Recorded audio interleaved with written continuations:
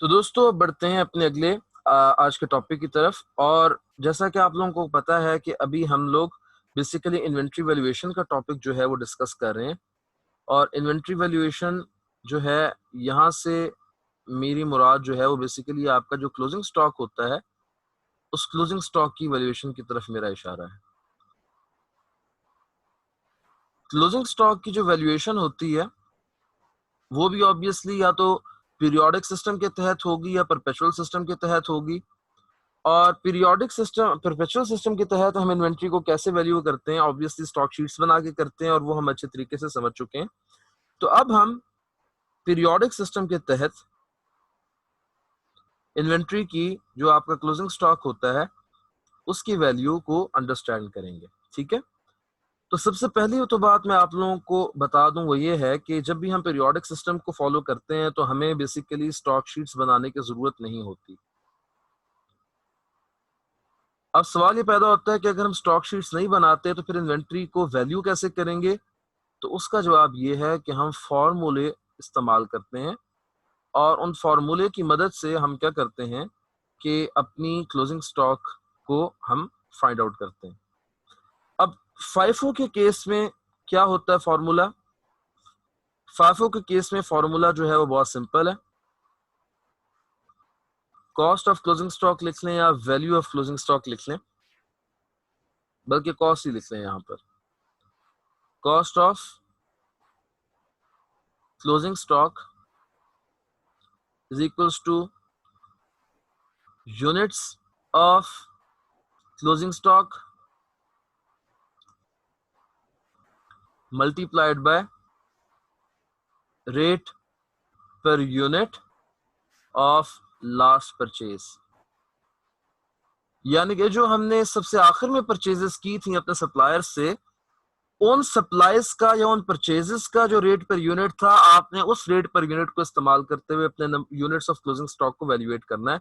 क्योंकि फाइफो में हमारी अजम्पशन ये होती है कि जो हमारे पास क्लोजिंग स्टॉक होगा बेसिकली वो क्लोजिंग स्टॉक उन्हीं यूनिट्स के ऊपर मुश्तमिल होगा जो हमने सबसे आखिर में परचेज किए हैं। क्योंकि जो यूनिट्स हम पहले परचेज करते रहे हैं वो हम साथ साथ जो है स्टॉक से आउट भी करते रहे हैं, यानी कि पहले उनको सेल करते रहे हैं और इसी तरीके से बाकी जो है ट्रीटमेंट्स हम फर्स्ट इन फर्स्ट आउट की बुनियाद पर करते रहे हैं। अच्छा, यहाँ पर मैं आपको एक और इंटरेस्टिंग मेथड बता दूं कि बेसिकली जो आपकी कॉस्ट निकलती है ना एज पर फाइफो मेथड, ये सेम होती है रिगार्डलेस ऑफ पीरियोडिक सिस्टम और परपेचुअल सिस्टम। यानी कि चाहे आप परपेचुअल सिस्टम के अंदर फाइफो मेथड को यूज करें या आप पीरियोडिक सिस्टम के अंदर फाइफो मेथड को यूज करें, आप लोगों को एक मैं बात बता दूं कि फाइफो मेथड से हमेशा इन दोनों जो क्लोजिंग स्टॉक की वैल्यूएशन आती है वो दोनों सिस्टम्स के अंदर सेम आती है। ठीक है, इसको भी हम प्रूफ भी करके देखेंगे। अच्छा, यहां पर मैं दोबारा बता दूं कि ये बेसिकली मल्टीप्लिकेशन का साइन नहीं है बल्कि ये क्रॉस का साइन मैंने डाला हुआ है। तो यहां पर हम लिख देते हैं कि नो नीड। एवरेज कॉस्टिंग की जब हम बात करते हैं तो एवरेज कॉस्टिंग के लिए एक और फॉर्मूला हम यूज करते हैं और वो क्या फॉर्मूला होता है? Cost of closing stock is equals to cost of openings is equals to units of closing stock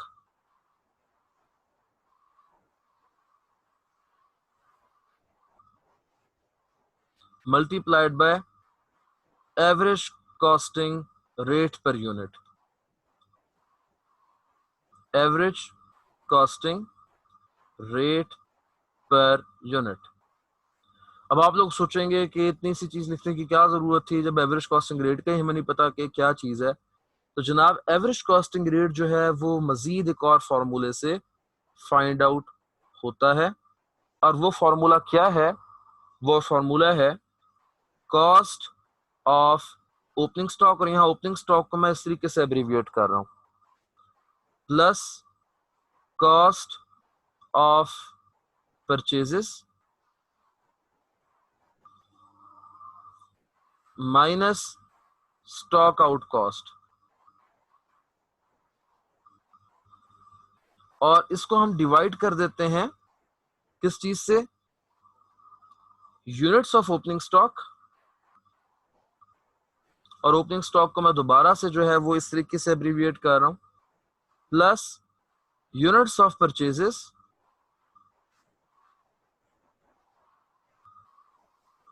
minus units of stock out.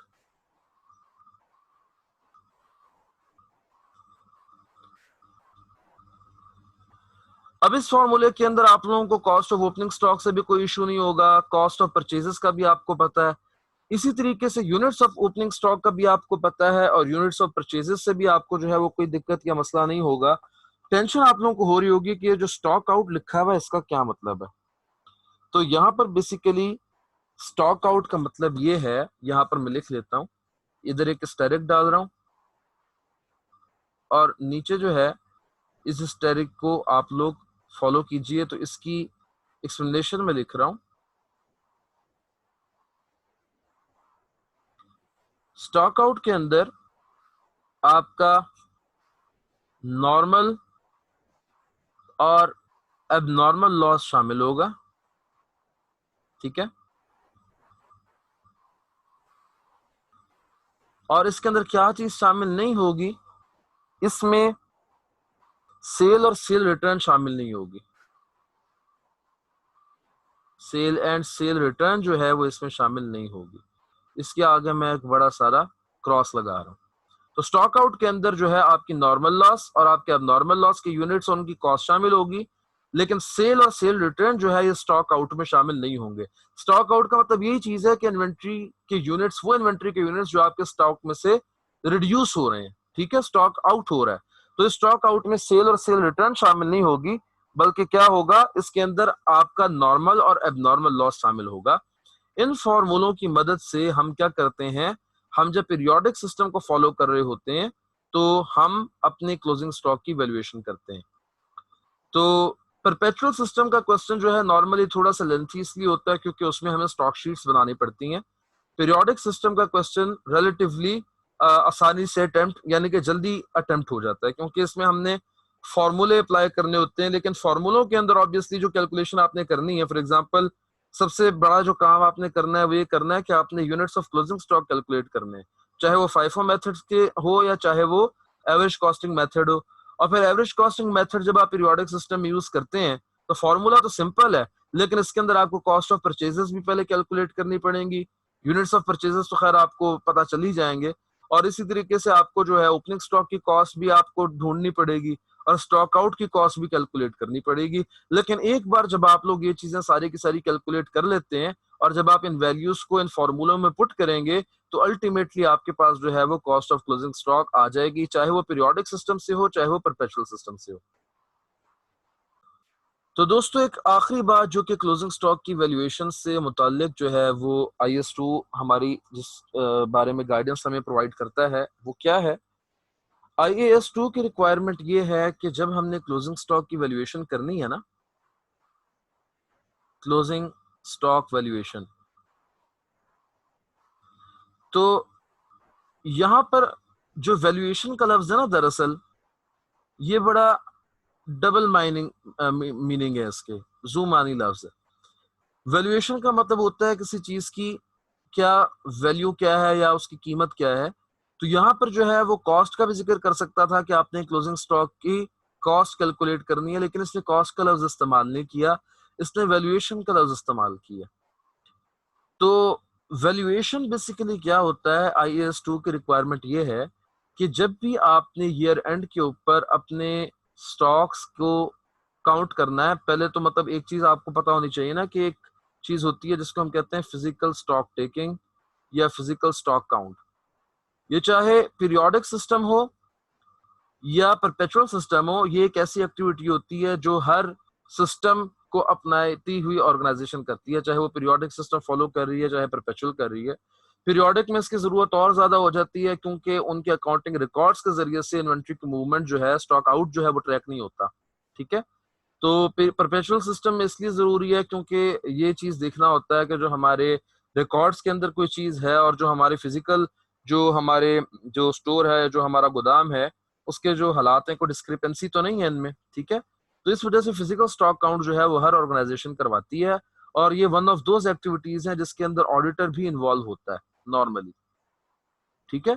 तो ये एक बहुत ज्यादा स्ट्रॉन्ग एरिया है, आप समझ लें कि की एरिया होता है ऑडिट के हवाले से भी और वैसे भी, क्योंकि इन्वेंट्री जो है बेसिकली किसी भी बिजनेस की बुनियादी चीजों में से एक चीज होती है, क्योंकि अगर इन्वेंट्री नहीं होगी तो ऑब्वियसली उस बिजनेस से क्या करना है, अगर वो सर्विस बिजनेस नहीं है, क्योंकि सर्विस बिजनेस में ऑब्वियसली फिजिकल इन्वेंट्री की जरूरत नहीं होती।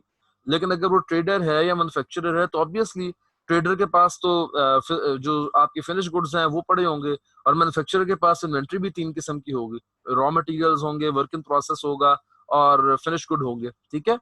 तो IS2 ये कहता है कि जब आपने अपने गुड्स की स्टॉक काउंटिंग कर लेनी है तो उससे आपको क्या पता चलेगा, number of units of closing inventory, यानी कि आपका जो क्लोजिंग स्टॉक जो कि इस साल में, जिस साल के लिए आपने ये तमाम काम किया है या जिस साल के लिए आप फाइनेंशियल्स प्रिपेयर कर रहे हैं, वो स्टॉक जो इस साल नहीं बिक पाया, जो आपकी क्लोजिंग इन्वेंट्री है, जब आपको इसके नंबर ऑफ यूनिट्स का अंदाजा हो जाए तो फिर आपने क्या करना है, आपने ये देखना है कि उनकी कॉस्ट क्या बनती है।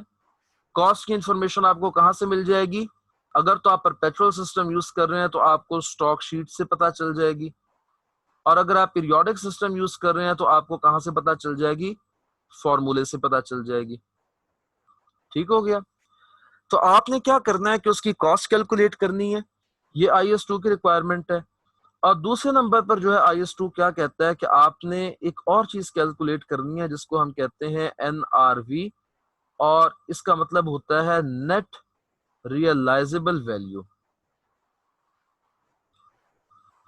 नेट रियलाइजेबल वैल्यू का मतलब ये होता है, नेट का मतलब होता है फाइनल चीज। फॉर एग्जाम्पल, एक चीज होती है आपकी ग्रॉस प्रॉफिट, एक चीज होती है आपकी नेट प्रॉफिट। ग्रॉस प्रॉफिट से अभी जो आपके एक्सपेंसेस होते हैं, ऑपरेटिंग एक्सपेंसेस, वो माइनस नहीं किए होते, लेकिन जो नेट प्रॉफिट होता है वो आपका फाइनल प्रॉफिट होता है जिसमें से सारे के सारे एक्सपेंसेस जो है वो माइनस किए गए होते हैं। तो नेट का मतलब होता है फाइनल, और रियलाइजेबल वैल्यू का मतलब ये होता है कि इस इन्वेंट्री के जरिए से आपको फाइनली कितनी अमाउंट जो है वो मिल सकती है। रियलाइजेशन जो है बेसिकली ये कॉन्सेप्ट होता है यूज अकाउंटिंग में, जिसका जो मतलब होता है वो आपकी इनकम से रिलेट कर रहा होता है कि ये जो आपको इनकम या गेन होना है इस पर्टिकुलर चीज के जरिए से, क्या वो आपको इन कैश कितना मिल सकता है, इन कैश अमाउंट उसकी कितनी हो सकती है, ठीक है। आपने एक चीज पढ़ी होगी, कुछ गेन्स होते हैं हमारे जो रियलाइज्ड गेन्स होते हैं और कुछ हमारे अनरियलाइज्ड गेन्स होते हैं। रियलाइज्ड गेन एक ऐसा गेन होता है जो कि हमें इन कैश किसी ना किसी जरिए से वसूल हो जाता है। फॉर एग्जाम्पल, आपने इन्वेंट्री को प्रॉफिट पर बेचा तो इससे जो आपको प्रॉफिट हुआ ये आपका एक रियलाइज्ड गेन है। और अनरियलाइज्ड गेन जो है वो ऐसा गेन होता है जो कि आपको इन कैश रिसीव नहीं होता। फॉर एग्जाम्पल, आपकी एक प्रॉपर्टी थी, वो किसी साल में रिवैल्यूएशन होगी, उसकी उसकी वैल्यू जो है वो वैसे ही रातों रात बढ़ गई, तो ये जो आपको गेन होगा, आप जब उसको कैलकुलेट करोगे उसकी कॉस्ट में से, जब उसकी रिवैल्यूएड अमाउंट में से उसकी कॉस्ट या उसकी नेट बुक वैल्यू माइनस करोगे, तो जो आपको फिगर मिलेगी वो बेसिकली एक इनहैंस्ड वैल्यू फिगर होगी। तो ये जो आपको गेन हुआ है ये आपको इन कैश नहीं मिल सकता अनलेस एंड अनटिल ये कि आप उस प्रॉपर्टी को जो है वो बेच दें। तो ये जो चीज होती है ऐसी गेन्स को हम कहते हैं अनरियलाइज्ड गेन्स। तो नेट रियलाइजेबल वैल्यू का मतलब होता है कि वो फाइनल वैल्यू जो आपको इस पर्टिकुलर इन्वेंट्री से मिल सकती है। एक तो उसकी कॉस्ट हो गई ना, एक होगी उसकी नेट रियलाइजेबल वैल्यू, कि कॉस्ट तो उसकी चाहे जो मर्जी है, लेकिन दरअसल इस इन्वेंट्री की असल में वैल्यू क्या है। कॉस्ट तो उसकी जो भी है, इसकी असल वैल्यू अब क्या है कि कितने पर बिक सकती है या कितना फायदा हमें दे सकती है। ये जो कॉन्सेप्ट है ये इसलिए इस्तेमाल होता है क्योंकि हमारी इन्वेंट्री जो है वो स्पॉइल भी हो सकती है depending upon the nature of inventory. हमारी इन्वेंट्री पड़े पड़े जो है वो डैमेज भी हो सकती है किसी वजह से। पड़े पड़े ना हो तो हो सकता है कि जब आप स्टोर कर रहे हो उसे, तो उसको कोई ऐसी जगह पर जो है उसको स्टोर कर दिया जाए, या वो कहीं गिर जाए या कुछ ऐसा वैसा हो जाए इन्वेंट्री के साथ कि वो डैमेज हो जाए, ठीक है। तो कुछ भी हो सकता है, इन्वेंट्री की वैल्यू जो है वो कम हो सकती है, वैल्यू माइट रिड्यूस। तो इस चीज को अकाउंट फॉर करने के लिए according to the prudence concept, कि प्रूडेंस कॉन्सेप्ट जो है वो फॉलो हो जाए, आपका IAS नंबर 2 ये कहता है कि आपकी जो इन्वेंट्री की वैल्यू है इन द फाइनेंशियल स्टेटमेंट्स वो ओवरस्टेट नहीं होनी चाहिए, इसी तरीके से वो अंडरस्टेट भी नहीं होनी चाहिए। जो उसकी असल वैल्यू है, यहां से देखें, ये वैल्यूएशन के भी आपको सही समझ में आएगी कि वैल्यूएशन का लफ्ज जो है वो क्यों इस्तेमाल होता है। जो उस इन्वेंट्री की असल वैल्यू है मार्केट में, जो जिस वैल्यू पर उसको बिकना चाहिए, जो उसकी वैल्यू वर्थ है, उस वर्थ पर उसको रिकॉर्ड होना चाहिए। उसको इन टर्म्स ऑफ कॉस्ट ना ओवर स्टेट होना चाहिए, ना in terms of NRV let's suppose उसको अंडर स्टेट होना चाहिए। तो इस सिलसिले में IAS 2 की जो रिक्वायरमेंट है हमें, वो क्या है? IAS 2 हमसे ये रिक्वायरमेंट करता है, या हमसे ये रिक्वायर करता है कि हमने हमेशा अपनी जो क्लोजिंग स्टॉक है उसको रिकॉर्ड करना है एट लोअर ऑफ कॉस्ट और NRV, लोअर ऑफ कॉस्ट। यानी कि हमने पहले कॉस्ट कैलकुलेट करनी है, और कॉस्ट कैसे कैलकुलेट करेंगे? अगर पीरियोडिक सिस्टम है तो फॉर्मूला यूज करेंगे, परपेचुअल सिस्टम है तो स्टॉक शीट बनाएंगे, जैसे कि हमने बनाकर देखी है, ठीक है। और जब हमें कॉस्ट पता चल गई तो लेट सपोज हम वैसे ही एक कॉस्ट लिख लेते हैं 50,000 रुपीज, लेट सपोज हमारे क्लोजिंग स्टॉक की वैल्यू है, ठीक है। अब हमने क्या करना है? NRV कैलकुलेट करनी है। NRV कैसे कैलकुलेट की जाती है? NRV एक फॉर्मूले के जरिए से कैलकुलेट की जाती है, और NRV का क्या फॉर्मूला है? एक्सपेक्टेड सेलिंग प्राइस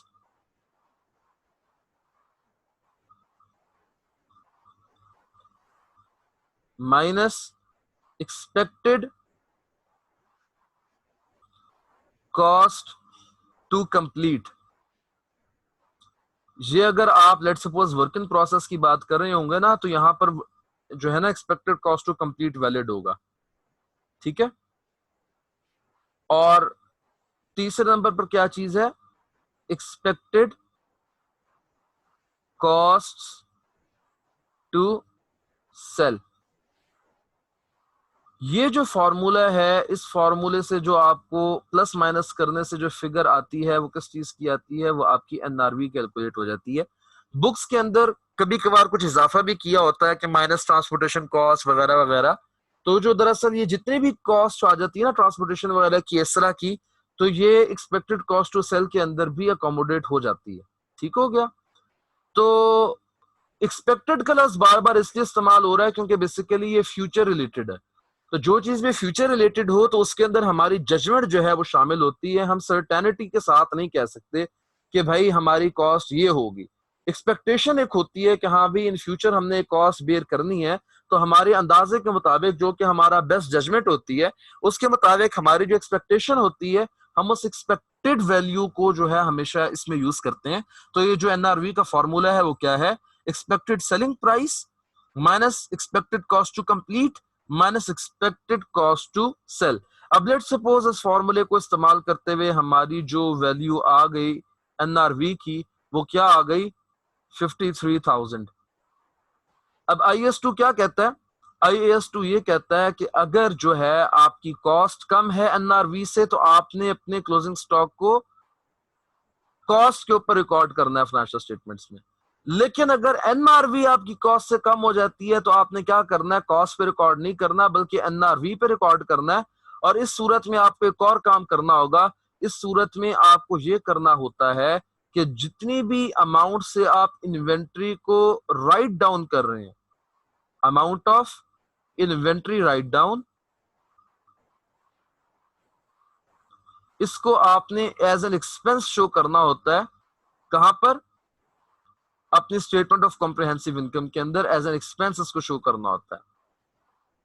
अब आप लोगों के जहन में एक और सवाल आ सकता है कि जब कॉस्ट कम थी NRV ज्यादा थी, तो उस सूरत में हमने क्यों नहीं इसको किया? उस सूरत में इसलिए नहीं किया क्योंकि कॉस्ट तो उसकी असल कॉस्ट थी ना जो हमने इनकर की थी।